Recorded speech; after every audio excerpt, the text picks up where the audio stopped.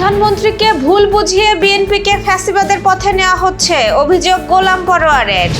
সরকার ব্যর্থ হলে দেশে ফের ফ্যাসিবাদের ঝুঁকি তৈরি হবে, মন্তব্য নার্গিস বেগমের।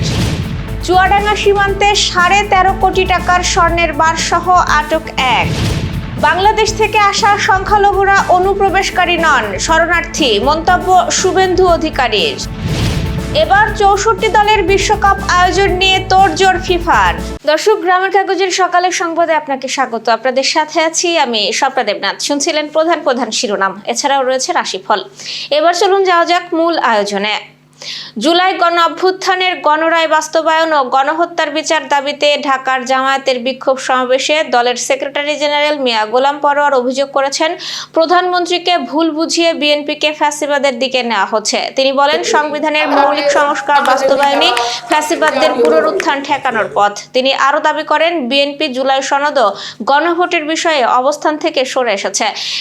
বিরূপ আবহাওয়া এবং ধুম বৃষ্টিকে উপেক্ষা করে অসংখ্য নেতাকর্মীর অংশগ্রহণে যশোরের টাউন হল ময়দানে জেলা যুবদলের অপপ্রচার ও শিষ্টাচার বহির্ভূত রাজনীতি বিরোধী যুব সমাবেশ অনুষ্ঠিত হয়েছে। শনিবার বিকেলে এই আয়োজনে প্রধান অতিথি বিএনপির ভাইস চেয়ারম্যান অধ্যাপক নার্গিস বেগম বলেন, জনগণের ভোটে নির্বাচিত বর্তমান সরকার ব্যর্থ হলে দেশে আবারও ফ্যাসিবাদের ঝুঁকি তৈরি হতে পারে। তিনি সরকার বিরোধী অস্থিরতা সৃষ্টির চেষ্টা থেকে বিরত থাকার আহ্বান জানান।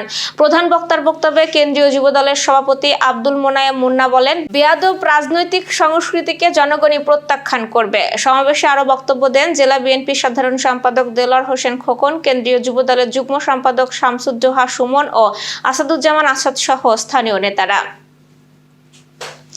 চুয়াডাঙ্গার দর্শনা সীমান্তে অভিযান চালিয়ে 39টি স্বর্ণের বার সহ একজনকে আটক করেছে বর্ডার গার্ড বাংলাদেশ। জব্দ করা স্বর্ণের বারের আনুমানিক মূল্য প্রায় 13.5 কোটি টাকা। শনিবার সন্ধ্যায় এক সংবাদ বিজ্ঞপ্তিতে এই তথ্য জানায় চুয়াডাঙ্গা 6 বিজিবির পরিচালক লেফটেন্যান্ট কর্নেল নাজমুল হাসান। আটক রবিউল ইসলাম দামুড়হুদা উপজেলার 6 ঘড়িয়া গ্রামের বাসিন্দা। বিজিবি জানায়, পারকৃষ্ণপুর সীমান্ত দিয়ে ভারতের স্বর্ণ পাচারের গোপন সংবাদের ভিত্তিতে শনিবার বিকেলে সেখানে অভিযান চালায় বিজিবি। এ সময় সীমান্ত পিলার 78 দিকে মোটরসাইকেল যোগে যাওয়ার সময় সন্দেহভাজন এক ব্যক্তিকে আটক করা হয়। পরে তার দেহ তল্লাশি করে বিভিন্ন আকারের 39 পিস স্বর্ণের বার উদ্ধার করা হয়। উদ্ধার করা স্বর্ণের মোট ওজন 6 কেজি 968 গ্রাম, যার আনুমানিক বাজার মূল্য 13,32,63,000 টাকা। চুয়াডাঙ্গা 6 বিজিবির পরিচালক লেফটেন্যান্ট কর্নেল নাজমুল হাসান আরও জানান, স্বর্ণের বারগুলো ভারতে পাচারের উদ্দেশ্যেই বহন করছিল বলে প্রাথমিক জিজ্ঞাসাবাদে স্বীকার করেন আটক রবিউল। ভারতের পশ্চিমবঙ্গের মুখ্যমন্ত্রী শুভেন্দু অধিকারী বলেছেন, বাংলাদেশ থেকে আসা হিন্দু, শিখ, বৌদ্ধ, জৈন, পার্সি ও খ্রিস্টান সম্প্রদায়ের মানুষকে কোনোভাবেই অনুপ্রবেশকারী বলা যাবে না, তারা শরণার্থী। তিনি নাগরিকত্ব সংশোধনী আইনের বিধান উল্লেখ করে বলেন, 2014 সালের 31 ডিসেম্বরের আগে ধর্মীয় নিপীড়নের কারণে ভারতে আশ্রয় নেওয়া এইসব সম্প্রদায়ের মানুষের বিরুদ্ধে কোনো আইনি মামলা করা যাবে না এবং পুলিশও তাদের হয়রানি করতে পারবে না। ডিজিটাল জনগণনা কার্যক্রমের উদ্বোধনী অনুষ্ঠানে শুভেন্দু বলেন, কেন্দ্রীয় সরকারের নির্ধারিত নিয়ম অনুসারে প্রকৃত শরণার্থীদের সুরক্ষা দেওয়া হবে, তবে অবৈধ অনুপ্রবেশকারীদের বিষয়ে সরকার কঠোর অবস্থানে থাকবে। আইন অনুযায়ী তাদের শনাক্ত করে নিজ দেশে ফেরত পাঠানোর প্রক্রিয়া চলবে এবং ভবিষ্যতেও তা অব্যাহত থাকবে। তিনি আরো বলেন, অবৈধ অনুপ্রবেশকারীদের ভরণ পোষণ বা দায়িত্ব নেওয়া ভারতের কোনো নৈতিক বা সাংবিধানিক বাধ্যবাধকতা নয়।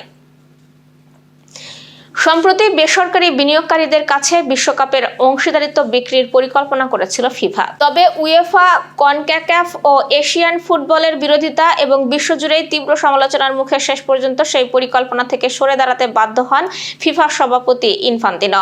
এই বিষয়টি নিয়ে উত্তাপের মধ্যেই এবার ছেলেদের বিশ্বকাপে দল বাড়িয়ে 64 দলের বিশ্বকাপ করার বিষয়ে আলোচনা শুরু করেছে বৈশ্বিক ফুটবলের নিয়ন্ত্রক সংস্থা। ক্রীড়া বিষয়ক সংবাদ মাধ্যম ESPN এক প্রতিবেদনে বিষয়টি জানিয়েছে। ওই প্রতিবেদনে ESPN দাবি করছে, আগামী 14 আগস্টের মধ্যে এই বিষয়ে সিদ্ধান্ত নিতে চায় ফিফা। বিশ্বকাপের দল বাড়ানো প্রসঙ্গে এরই মধ্যে গত বৃহস্পতিবার একটি গবেষণাপত্র প্রকাশ করেছে ফিফা।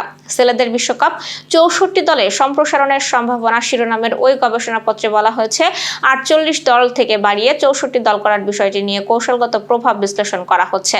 ফিফার নথিতে বলা হয়েছে, ফিফা বর্তমান কাঠামোর বাইরে বিশ্বকাপ সম্প্রসারণের সম্ভাব্য প্রভাব নিয়ে ভাবছে। তাই 2030 বিশ্বকাপ থেকে 48 দলের পরিবর্তে 64 দলের টুর্নামেন্ট আয়োজন করলে ফুটবল ও বিশ্বকাপের উপর কী ধরনের প্রভাব পড়বে তা জানতে একটি স্বাধীন সংস্থাকে নিয়োগ দিতে চায় ফিফা।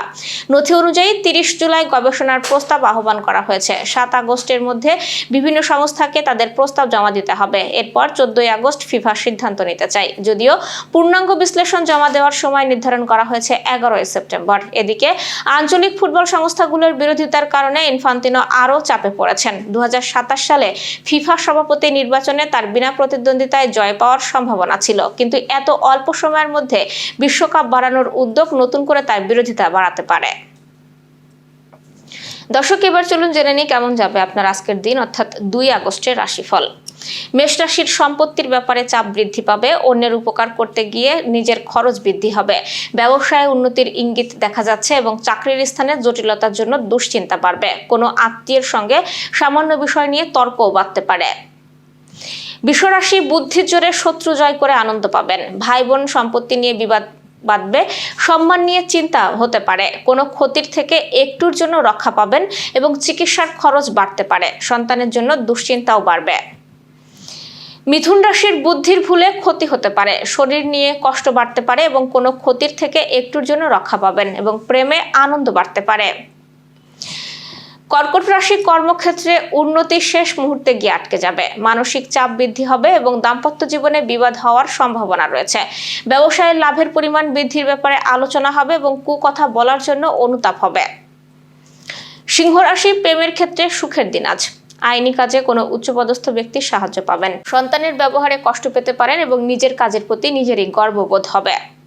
কন্যা রাশির কোনো নিকটাত্মীয়ের চক্রান্তে সংসারে অশান্তি বাঁধবে। দুপুরের পর ব্যবসা নিয়ে বিশেষ আলোচনা করা ভালো। ভ্রমণে না যাওয়াই ভালো, কারণ কষ্ট বাড়ার সম্ভাবনা রয়েছে। কোনো প্রতিবেশীর সঙ্গে বিবাদে গেলে আইনি ঝঞ্ঝাট হতে পারে এবং বেশি কথা বলার ফলে ক্ষতি আপনারই হবে। তুলা রাশির মনে দুর্বুদ্ধির উদয় হতে পারে এবং ব্যবসায়ে অভাবের পরিমাণ বাড়বে। প্রেমে বিচ্ছেদ পর্যন্ত হতে পারে এবং সব কাজের জন্যই একটু ধৈর্য ধরতে হবে। দাম্পত্য কলহ থেকেও সাবধান থাকুন। বৃশ্চিক রাশির ব্যবসার ক্ষেত্রে তর্ক বিতর্ক ক্ষতি ডেকে আনতে পারে। আর্থিক সুবিধা হবে এবং প্রতিবেশীর কারণে সম্মান নষ্ট হওয়ার যোগ আছে। সেবামূলক কাজে উন্নতি হবে এবং প্রয়োজনীয় বিষয়টি আজ দ্রুতই সেরে ফেলুন। ধনুরাশির পরিবারে বিবাদের আশঙ্কা রয়েছে। শুভ কাজে সাফল্য লাভ হবে এবং আলোচনায় মানুষ সন্তুষ্ট হবে। কর্মক্ষেত্রে মালিকের বশ্যতা স্বীকার করেই আপনাকে কাজ করতে হবে এবং শত্রুপক্ষের সঙ্গেও আপোষ করতে হতে পারে। মকর রাশি বিষয় সম্পত্তি কেনাবেচা নিয়ে গুরুজনদের সঙ্গে মনোমালিন্যের জেরে বাড়িতে বিবাদ হবে। শরীরের কষ্ট অবহেলা করবেন না এবং আইনি কাজের জন্য ভালো সুযোগ আসতে পারে। কুম্ভ রাশি বাড়িতে বিবাদের জন্য মনোকষ্ট বাড়বে। বিবাহের ব্যাপারে যোগাযোগ আসতে পারে। দুপুরের পর একটু সাবধানে থাকুন, কোনো বিপদের ইঙ্গিত আছে এবং চাকরির স্থানে অতিরিক্ত আয় হওয়ারও সম্ভাবনা আছে। মীন রাশির সম্মান নষ্ট হওয়ার আশঙ্কা রয়েছে। কোনো কাজে সময়ও নষ্ট হবে প্রবল। চাকরির শুভ যোগাযোগ হতে পারে। দাম্পত্য কলহের জন্য মনোকষ্ট বাড়বে এবং পড়াশোনার ক্ষেত্রে শুভ পরিবর্তন লক্ষণীয়। ব্যবসায়ে চাপও বাড়তে পারে এবং বাড়িতে অতিথি সমাগমের যোগ আছে। দর্শক, এই ছিল এখনকার আয়োজন। সব খবর সবার আগে জানতে ও দেখতে চোখ রাখুন গ্রামের কাগজের ইউটিউব চ্যানেল ও ফেসবুক পেজে। বিদ্যুৎ ও জ্বালানি তেল ব্যবহারে সাশ্রয়ী হন। আপনার কোনো প্রশ্ন বা তথ্য থাকলে জানাতে পারেন কমেন্টে। এতক্ষণ সাথে থাকার জন্য ধন্যবাদ। পরবর্তী খবর দেখুন বেলা 2:30টায়।